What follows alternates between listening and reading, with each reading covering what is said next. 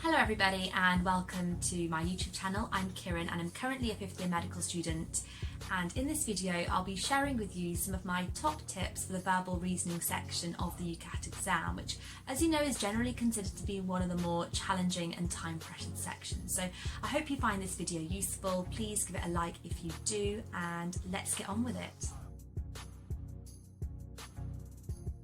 So, like many people, I think I found this section to be the most challenging section of the exam, mainly because there's lots of lengthy passages to read and it's very time pressured. However, hopefully by sharing with you guys some of the tips which I learned along the way, you can all do well in this section. So let's talk structure of this video. First of all, we'll start off with just a background overview of the exam. We'll then go through the different question types, and I'll share with you my method I used when answering the questions. And finally, we'll end on some practice questions from the official UCAT website. So depending on where you are in your revision, you may want to skip ahead, and I'll leave the timings below in the description. Okay, so the verbal reasoning section is the first scored section of the exam, which tests your ability to look through a series of passages and answer questions based on each passage. Now there's 11 passages in total and there's 4 questions per passage, which gives a total of 44 questions. And you've just got 21 minutes to answer all these questions. And so, roughly speaking, that means you've got around 30 seconds per question, which is what makes this section so challenging. Okay, so now let's talk about the different question types. So in the exam, you'll either have your true, false or can't tell questions, or you'll have your open comprehension style statement questions. So first of all, let's focus on true, false and can't tell questions. And this is where you get given a statement and you've got to decide whether that statement is true, false or can't tell based on the information in the passage. And that's what's really important to remember, is that you're basing this only on information in the passage and you're not using any other sort of knowledge that you might have. Now, a statement is going to be true if it directly matches what's written in the passage, and that could be a word that's in the statement that's also in the passage, or it could be via paraphrasing. A statement is false if it's directly opposite to what's written in the passage, and often statements which are false include words what we call extreme forms of language. So these are words such as never, all or nobody. And then you've got statements which you can't tell, and that's where it's difficult to sort of decide whether that information is actually mentioned in the passage or not. So if it goes beyond that, the answers generally can't tell. And the other main style of question are your general sort of open statement questions, and an example of these could be your author question, which asks about the author's opinion. And instead of having true, false and can't tell answer options, you're going to have statements as the answers, and you've got to choose which one of those statements best matches the information in the passage. So these tend to be more challenging because you've got to sort of read around a bit more, and they're not as quick and easy to find as the true, false and can't tell ones, but we'll have a look at those later on in the video. Okay, so now I'd like to share with you the method which I used when approaching the questions. And I think before we start, it's important to note that there's not going to be one method which best suits everybody. So it's really a matter of finding what works well for you and trying to master that.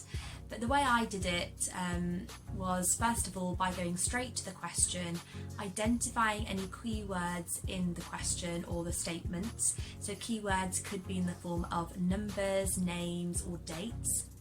After I'd found those keywords, I'd then go to the passage and have a scan for some of those keywords to try and locate where the answer could be. And then once I'd found those keywords in the passage, I'd have a quick scan of the sentence, maybe a scan of the sentence before and after just to contextualise the information. I'd then go back to the question and I'd try and eliminate any wrong answers and select the correct answer.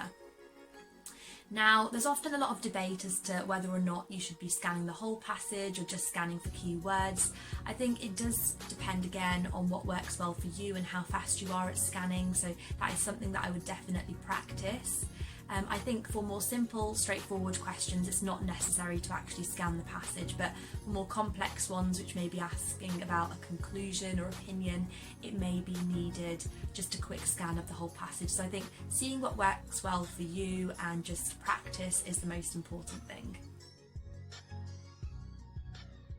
So now let's get on to doing some practice questions. I've selected these examples from the official UCAT website, and I highly recommend that you do the questions in the question banks and the practice tests multiple times on there as well, under timed conditions, because these are the ones that are going to replicate the questions on the day of the exam.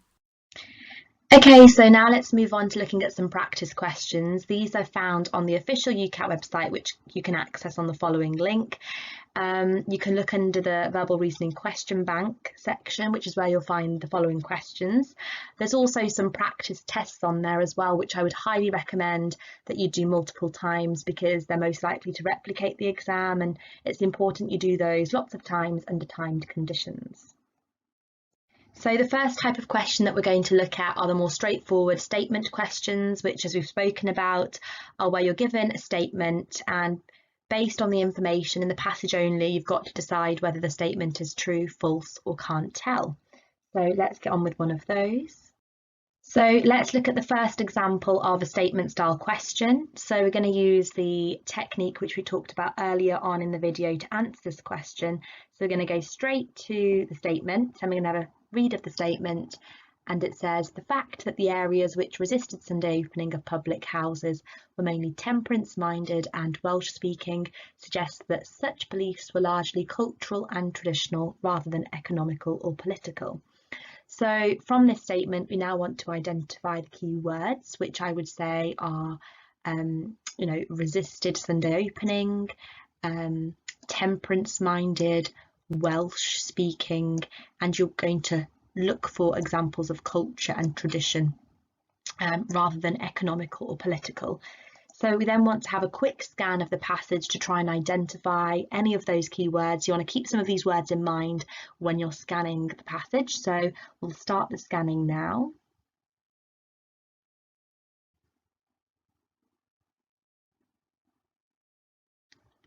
So over here on this line in the second paragraph, it says, in remote parts of rural Wales, where the Welsh language was spoken, so it mentions the Welsh language, there's a strong tradition of temperance, again, particularly centred on the many nonconformist chapels which opposed Sunday opening of pubs.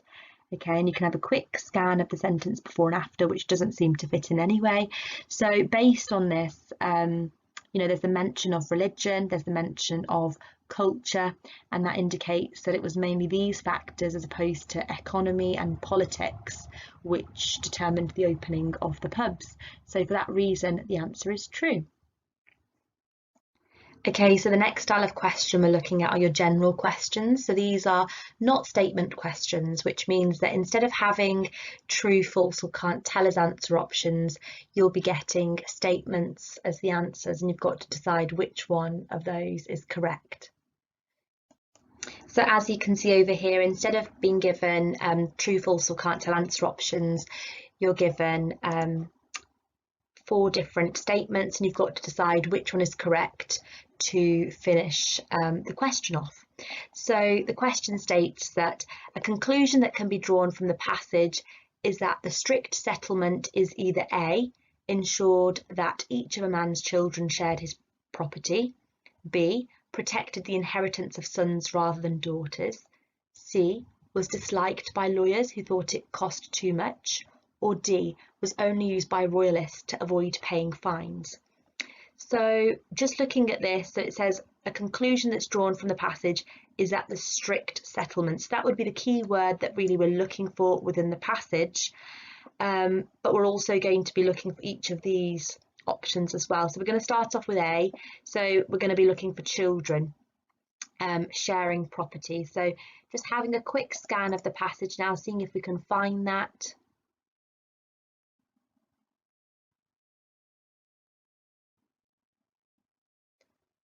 So over here it talks about the scheme that the strict settlement proved effective, so that's what we're looking for, and it says soon it was adopted by lawyers and landowners, which means that it wasn't disliked by them. So C we can take out of the picture. And over here it says the land devolved on an unspecified and as yet unborn male heir. So there's no mention, and it talks about the eldest son over here. So there's no mention of all of the children. So this means that it's really protecting the inheritance of sons rather than daughters. So B is the correct answer. And D, so we wouldn't have to really continue looking for the correct answer if we've already found it. I wouldn't waste time on that. But just for the purpose of this video and just to be complete, it says was only used by royalists to avoid paying fines, which we know is incorrect because it says it was adopted by lawyers and landowners as well. So that one is also incorrect. So the correct one would be B. Okay, so the next style of question is an open question. Again, this is very similar to the previous example.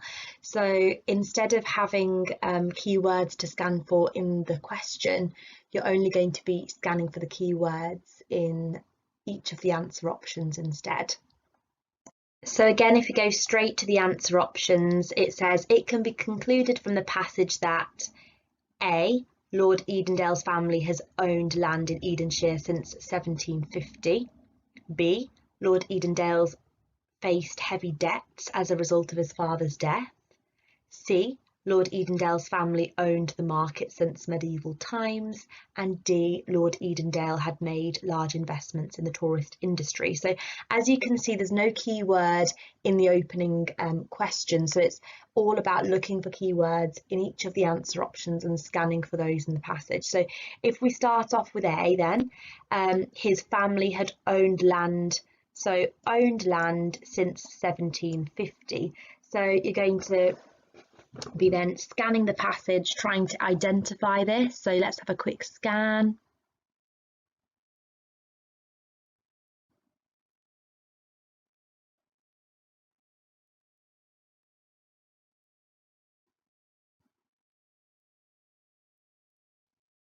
So it talks about 1750 over here, but it's more about a painting.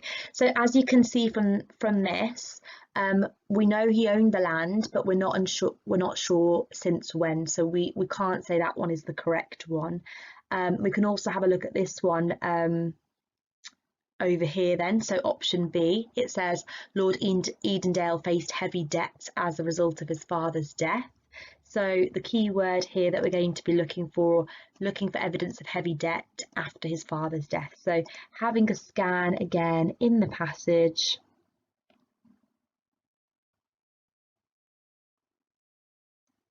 So as it says over here, his father died 2 years ago, leaving Lord Edendale with his estate and a massive bill for inheritance tax.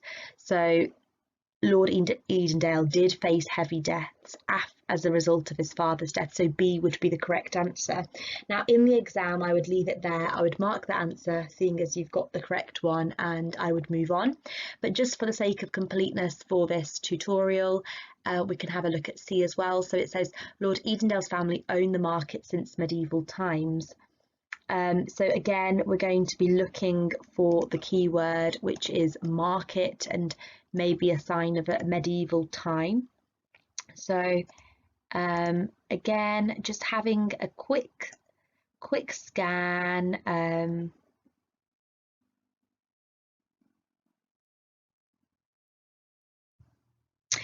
So it talks about it being most of these include factory, whereas a medieval market will shortly close. So it talks about this medieval market, but there's no mention of his family owning it. And over here, D, it says Lord Edendale had made large investments in the tourist industry. There was something about tourism over here, but again, there's no evidence that Lord Edendale himself made these investments. So B would be the correct answer in this example. Okay, so the next style of question we're looking at are your negative questions.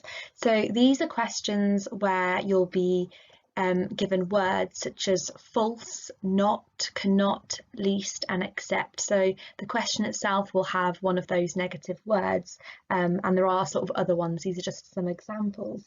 And that means that any of the answer options which are true statements, they will be incorrect. So you're generally looking for those statements as an answer which are false. So let's take a look at an example. Okay, so let's take a look at the example of a negative style question. And as you can see, if you go straight to the question, the word not is highlighted in bold. So that means that we're looking for answers that are not supported. So therefore, we're looking for answers that are false to be the correct answer. Okay, so it states that which of these statements is not supported by information contained in the passage. So you're going to try and identify which one, A, B, C or D, is not supported. So it's false. We can't tell from the passage basically. So let's try and identify the key words in all of the statements. So A, heirs could not always be forced to renew a strict settlement. So you're going to be looking for evidence of heirs. You're going to be looking for evidence of being forced to renew. B, no one knew who the final heir to a strict settlement would be. So this idea that nobody knew who the final heir would be. C, Orlando Bridgman was the first landowner to use the strict settlement. So you're going to be looking for evidence that he was the first landowner to use it. So just remember the to use. And D, sometimes it might be necessary to replace trustees who have died. Okay, so we're now going to scan the passage. We're going to identify some of these keywords in the passage and try and find which one of these statements is not supported. Okay, so we're going to go through. So as you can see immediately on the second line, it mentions Orlando Bridgman. It says that he invented a scheme to protect royal estates, but there's no evidence that he was the first landowner to use it. We will, however, because it's still early days, carry on just a bit more. The scheme proved effective.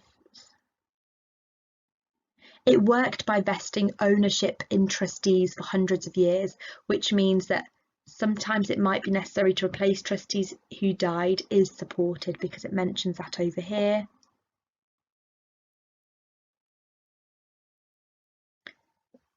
It talks about sometimes it had to be renewed by every new generation.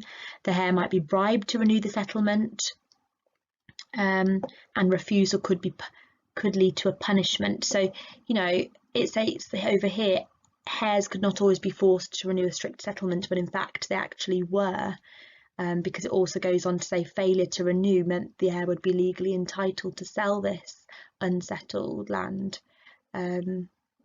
And obviously B, no one knew who the final heir to a strict settlement would be, is actually incorrect because we know that it passes on through the generation. So in fact C, Orlando Bridgman was the first landowner to use the strict settlement, is the correct answer.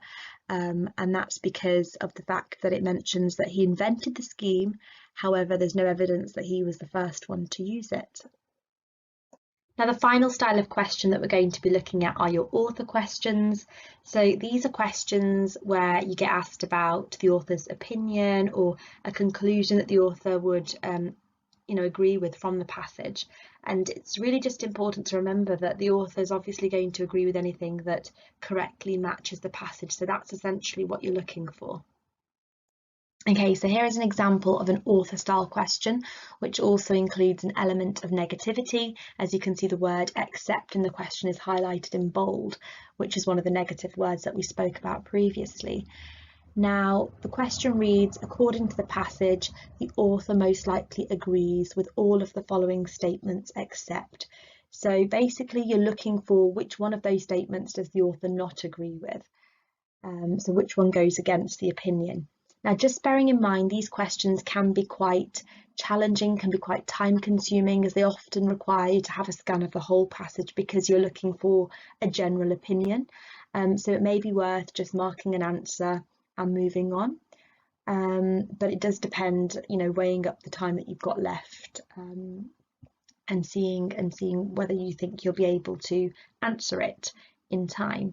So just having a look at some of the answer options then and looking at some of the key words, it states that A, children in the UK start school too early. So we're going to look for any evidence that the author gives us that the school starting age in the UK is too early. Now the word too is the use of what we call extreme language. these would be words like all, never, everybody. So it's essentially generalizing the answer. And often lots of statements and questions with extreme language can be incorrect. Because, as I said, it's very difficult to generalize information. So that's just a general tip. If you are sort of making a guess, sometimes it's best to avoid the ones that are using extreme forms of language if you're saying that those are the correct ones. In this case, we're looking at ones which are false and against the author's opinion, so this could be a possibility. B states that there's not been much research in this area, so you're looking for evidence of research in the passage. The fact that it uses the word much indicates there's been some research but not a lot, so there's no use of extreme language there. C, children can handle starting school before their 5th birthday, so you're looking for evidence of children being able to handle the age here in the UK. And D, the school starting age in most of Europe, so looking for evidence of Europe, would be considered to be too late in the UK by many people. And again, you're using the extreme form of language. So what we're now going to have to do is have a quick scan of the passage to gauge the author's general opinion and go back to the statements and try and identify which of those goes against the opinion. So he starts off by talking about his son. It states that none of this is controversial in the UK about the starting age. So that's already sort of saying that this statement could possibly be incorrect and maybe the answer for the question. And then it talks about the people of Europe and how their views are quite different, indicating that this one may actually be supported and may agree with the passage and agree with what the author's saying. So that might not be the option here. It talks about how it would be beneficial and that children are capable of dealing with it, indicating that, they can handle starting school at the age in the UK. Talks about some of the other benefits. And if we have a look, the little research that's been carried out, again, indicating that not much research has been performed in the area, so that one's actually correct. And then in the final paragraph, he mentions his son and how he's excited about school, the benefits because you don't need to pay for childcare and it's good for parents that are working. So indicating, therefore, that there's lots of benefits for the starting age here in the UK. So in fact, the first statement, children in the UK start school too early, would not agree with the author's opinion. It seems as though he's happy about the starting age in the UK. So this is the one that is incorrect and therefore the one that would be the answer to this question. Okay, so that brings us to the end of the video. I hope that you found it useful. Please give it a like if you do, subscribe to my channel and let me know in the comments any other videos that you'd like to see. I'm thinking about creating some more content on sort of entering medical school and during medical school as well, so let me know and that would be much appreciated. Good luck with the exam and bye for now.